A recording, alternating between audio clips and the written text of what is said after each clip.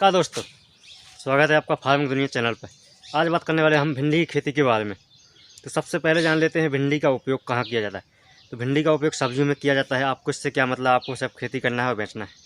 लेकिन हाँ, पता होना चाहिए किस में यूज़ किया जाता है, तभी तो हम उसका उत्पादन करेंगे, तभी तो लोग खरीदेंगे। तो इसलिए सबसे पहले उपयोग में सब्जियों में सबसे ज़्यादा लोग यूज़ करते हैं। अब बात कर लेते हैं इसको कब लगा सकते हैं। तो आप बारह उगा सकते हैं सिर्फ 3 महीने छोड़ करके, दिसंबर, जनवरी और नवंबर। 3 महीने में जो टेम्परेचर होता है बहुत कम होता है भारत में, तो इस समय पे आप भिंडी की खेती नहीं कर सकते और पूरे वर्ष में आप खेती कर सकते हैं मैदानी क्षेत्रों में। तो बात कर लेते हैं आप किस समय पर लगाएं भिंडी को कि अच्छा उत्पादन मिले। तो एक तो आप जनवरी में टेम्परेचर कम होता है, फरवरी मार्च में लगा सकते हैं गर्मियों के लिए, और बरसात में लगा सकते हैं जून से जुलाई तक। अगस्त तक भी लगा सकते हैं और सितंबर तक भी लगा सकते हैं, जिसका उत्पादन आपको दिसंबर तक मिलेगा। तो अभी बात करेंगे हम गर्मियों की खेती की, जो फरवरी मार्च में लगाया जाता है। तो इसी समय वीडियो बना रहा हूँ मैं, लेकिन जो बेसिक है वो आप किसी भी समय पर लगा सकते हैं, सिर्फ टाइम चेंज हो जाएगा। बात कर लेते हैं तापमान कितनी ज़रूरत होती है भिंडी की खेती लिए। तो तापमान की ज़रूरत होती है 20 से लगा कर 40 डिग्री सेंटीग्रेड के बीच में हो तापमान, तो भिंडी की खेती आप कर सकते हैं। लेकिन जब आप भिंडी का बीज बोएँ तो उसके लिए 25 से 30 के बीच में जब तापमान होता है तो अच्छा अंकुरण फूटता है, भिंडी का जल्दी जमाती है। यदि 25 से कम होगा तो बहुत ही लेट जमेगी और कुछ पौधे जमेगी ही नहीं। और अच्छा उत्पादन पाने के लिए 25 से 35 डिग्री सेंटीग्रेड होना ज़रूरी है भिंडी के लिए, तो अच्छा उत्पादन होगी, अच्छी ग्रोथ होगी उसकी। अब बात कर लेते हैं मिट्टी की। तो मिट्टी के लिए बलुई दोमट मिट्टी होती है, जो सभी फसलों के लिए अच्छी होती है, भिंडी के लिए भी अच्छी होती है। लेकिन किसी भी प्रकार की मिट्टी में आप भिंडी की खेती कर सकते हैं, सिर्फ उसमें गर्मियों में जो थोड़ी गहरी मिट्टी होनी चाहिए और बरसात में थोड़ी उथली मिट्टी होनी चाहिए, जिसमें पानी का भराव ना हो।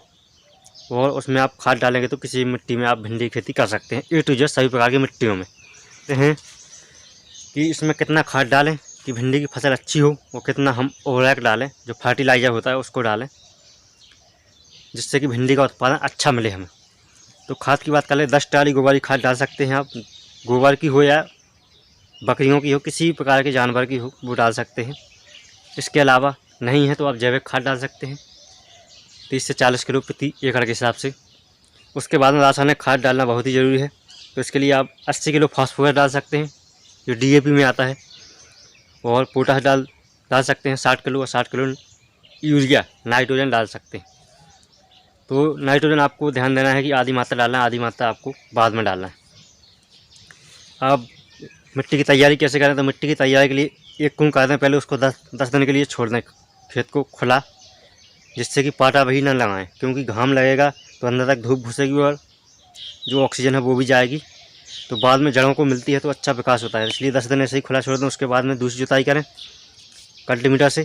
इसके बाद में उसमें गोबर की खाद मिला दें पूरे खेत में, और रासायनिक खाद भी डाल दें, सब मिक्स करके। उसके बाद में एक कुंड करें अच्छे से, या 2 कुंड भी कर सकते हैं आप, 3 से 4 जुताइयाँ कर सकते हैं। उसके बाद में पाटा लगा करके खेत को अच्छी तरह से भुरभुरा बना लें, और फिर उसको सिंचाई के अनुसार, जैसे आप ट्रैप विधि लगाते हैं तो उसके हिसाब से आप बेड़ चला सकते हैं, सरा बना सकते हैं, किसी भी तरीक़ा से आप जो आपको अच्छा लगता है उस विधि से आप उसकी खेत की तैयारी भारत सरकार के किसी संस्थानों ने विकसित की हैं। तो वे हैं, सबसे पहली है पूसा A4, ये पंजाब 7, अर्का, अनामिका, हिसार, उन्नत, ये सभी किस्में हैं, और VRO 6। तो इतनी किस्में हैं। एक क्या है, इन किस्मों के लिए जो पीला मोजक वायरस है, येलो मोजक वायरस है, जो उसके लिए ये प्रतिरोधी किस्में हैं। मतलब पीत सरा रोग होता है जो भिंडी का, उसके लिए प्रतिरोधी किस्में हैं जो भारत सरकार द्वारा बनाई गई हैं। क्योंकि जो सबसे बड़ी समस्या होती है भिंडी में, वही पीत रोग सरा की होती है। वो रोग लग जाता है तो पूरी भिंडी की टोन है, पत्ते पीले पड़ जाते हैं, और फिर उसका विकास नहीं होता है, विकास हो जाता है, और फल भी अच्छे नहीं लगते। तो इसलिए इसके रोग रोधी किस्में बनाई है सरकार ने, तो ये आप किस्में लगा सकते हैं।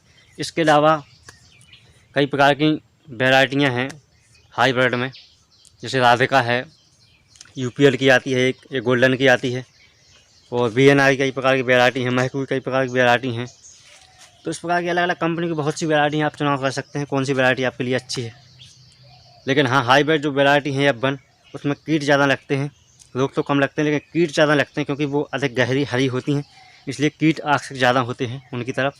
तो आपको जो रासायनिक केमिकल है वो ज़्यादा डालना पड़ेगा कीटों के मारने के लिए। तो इस प्रकार से, लेकिन हाँ जो हाइब्रिड वैरायटियाँ हैं वो आपको शुरू में बहुत ही उसकी केयर करना पड़ेगी। जैसे ही बड़ी हो जाएगी तो बहुत ही अच्छा उत्पादन देती हैं और बहुत ही अच्छे कल्ले निकलते हैं, उसमें तो ज़्यादा उत्पादन मिलता है प्रति एकड़ के हिसाब से आपको।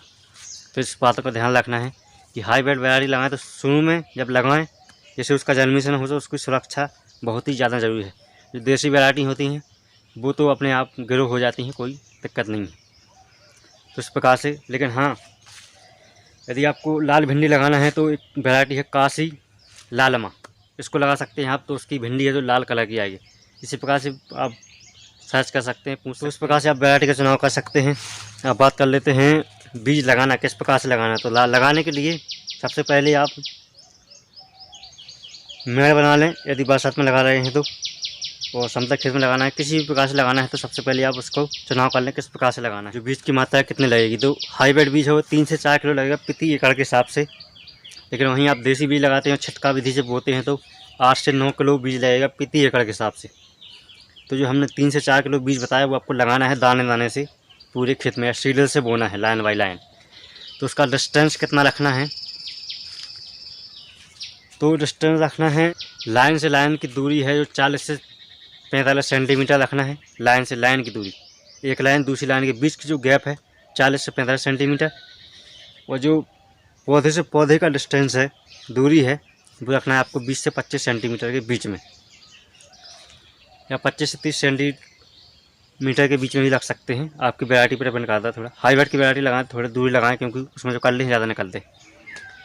तो इस प्रकार से आप लगा सकते हैं। बीज को किस प्रकार लगाना है, तो उसके लिए सबसे पहले आपको बीज खोल करके उपचार कर लेना, उसको 2 घंटे सुखा लेना है। बहुत सी कंपनियां उपचार करके देती हैं, उपचार करने की ज़रूरत भी नहीं है आपको। उसके बाद में आपको शाम को पानी में, थोड़े से गर्म पानी में रख देना है फुलाने के लिए। जैसे ही सुबह हो तो आप खेत में उसको लगा सकते हैं, उसके बाद सिंचाई कर सकते हैं। तो उससे क्या जर्मिनेशन जल्दी हो जाता है और दाने गोल होता है, कोई अलग दिक्कत नहीं है लगाने के लिए आप बस। लेकिन हाँ यदि आप हाथ से लगा रहे हैं तो उसको पहले कुदरा से गुड़ुआ कर लें, मतलब गड्ढे खोद करके उसको एक दाना डालते जाएं और लगाते जाएं। इस विधि से आपके बीज की बचत भी होगी और जो डिस्टेंस है वो मेंटेन रहेगा और तोड़ने में आपको कोई दिक्कत नहीं होगी। रासायनिक केमिकल जो डालते हैं आप उसमें डालने में, कोई दवाई डालने में कोई दिक्कत नहीं होगी आपके लिए। तो इस प्रकार से जब भी लगाएं तो आप गड्ढे खोद कर ही लगाएं, एक एक बीज दाने से, या ठीक सीरियल से उगाई कर सकते हैं आप। अब बात कर लेते हैं निंदाई गुड़ाई और खरपतवार नियंत्रण की। तो जैसे ही आप बीज लगाएं तो आप पेंडामेथिन आती है 1 लीटर, उसको प्रति एकड़ के हिसाब से आप बजरी में मिला करके, जो लेती होती है उसमें मिला करके डाल सकते हैं। आप टंकी में स्प्रे कर सकते हैं प्रति लीटर के हिसाब से। प्रति लीटर आपके 20 से 22 टंकी पानी में घोल करके उसको आप स्प्रे कर सकते हैं पूरे खेत में। तो आपका जो खरपतवार नियंत्रण है वो 30 से 35 दिन के लिए खरपतवार नहीं उगेंगे उस खेत में। और जैसे ही उगें तो उसको निकाल लें, और लेकिन 15 से 20 दिन में, जैसे ही 30 से 35 दिन में उसकी गुड़ाई जरूर करें, जिससे कि जड़ें विकसित हो सकें और वो अच्छा फैल सके पौधा। तो इन बातों का बहुत ही ध्यान रखना ज़रूरी है। लासू है जो उसको भी डाल सकते हैं आप खरपतवार। बात कर लेते हैं सिंचाई की। सिंचाई के लिए आप सबसे पहले जैसे ही आप बीज लगाते हैं तो तुरंत सिंचाई करते हैं। उसके बाद में फरवरी माह में आप 8 से 10 दिन के अंदर सिंचाई कर सकते हैं। जैसे ही गर्मियों के दिन बढ़ें तो आपको 4 से 5 दिन के अंदर सिंचाई करनी चाहिए, जिससे कि फल हैं जो आपके वो ही मुलायम रहेंगे और पौधे की ग्रोथ अच्छी होगी और तापमान भी मेंटेन रहेगा। तो घनी सिंचाई की ज़रूरत होती है, लेकिन बरसात में कोई सिंचाई की ज़रूरत नहीं होती है। तो जैसे ही आपकी फसल सितंबर अक्टूबर तक खड़ी रहती है तो उसके लिए आप थोड़ी 10 से 12 दिन के अंतर पर सिंचाई कर सकते हैं। अब बात कर लेते हैं कीट और रोगों की। जैसे ही पौधा जमेगा तो उसके लिए जो झिंगरा होता है काले रंग का, वो काटेगा नीचे से, पेड़ को कट कर देगा, वहीं से पेड़ सूख जाएगा। तो उसके लिए आप किसी भी साइपरमेथ्रिन का यूज़ कर सकते हैं। इसके लिए हम अलग से वीडियो बनाएंगे, कीट और रोगों का अलग से वीडियो, क्योंकि ये वीडियो बहुत ही लंबा हो जाता है। इसलिए हम आप इस चैनल पर देख सकते हैं भिंडी में लगने वाले कीट और रोग। कुछ ही दिनों में आ जाएगा, जैसे हमारी फसल बड़ी हो जाएगी हम उस पर ही वीडियो बना देंगे।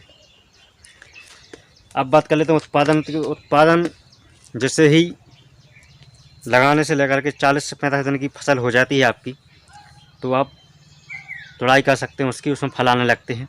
हाइब्रिड वैरायटी है, यदि देसी वैरायटी है तो 60 से 70 दिन तक ले लेती है पहली तुड़ाई के लिए। तो जैसे ही फल कोमल अवस्था में तो उसकी तुड़ाई कर सकते हैं आप, ज़्यादा हार्ड ना होने दें। जो टोन पर तोड़ते हैं उसको मुलायम अवस्था में ही तोड़ने, क्योंकि उसी की बिक्री होती है ज़्यादा। हार्ड होता है कोई नहीं लेता है, तो इस बात का ध्यान रखें। लेकिन हाँ, यदि आप आज आपने तुड़ाई की है तो कल छोड़ करके परसों तुड़ाई कर सकते हैं। एक दिन छोड़ करके एक दिन भिंडी की तुड़ाई होती रहे तो उसमें उत्पादन भी अच्छा मिलता है और मार्केट में रेट भी अच्छा मिलता है। तो इन बातों का ध्यान रखना है आपको भिंडी की फसल में। और जैसे ही भिंडी की फसल ज़्यादा हाइट ऊपर हो जाए तो आप उसको एक बार नाइट्रोजन फिर से दे सकते हैं। तो 70 से 80 दिन में आप दोबारा भी नाइट्रोजन दे सकते हैं। उससे कि क्या है, आपके फल हैं जो मुलायम आएंगे और जो ग्रोथ है पौधे की वो बढ़ती ही जाएगी ऊंचाई तक। तो भिंडी के पौधे 7 से 8 फीट की ऊंचाई तक भी उत्पादन देते रहते हैं। उसके बाद में आप उसको कलम कर दें तो भी उत्पादन देते रहते हैं। 40 से 50 क्विंटल प्रति एकड़ के हिसाब से उसका उत्पादन। लेकिन हाईब्रिड वैरायटी की बात करें तो 70 से 80-90 क्विंटल तक भी उत्पादन देती हैं प्रति एकड़ के हिसाब से। जैसे आप कलम कर देते हैं तो वो आपकी 8 महीने तक फसल चलती है, उसका उत्पादन 100 क्विंटल से ऊपर भी हो जाता है। तो बात कर लेते हैं इसके जो खर्चा है, जो कितना खर्चा आएगा और कितना उसमें हमें प्रॉफिट मिलेगा।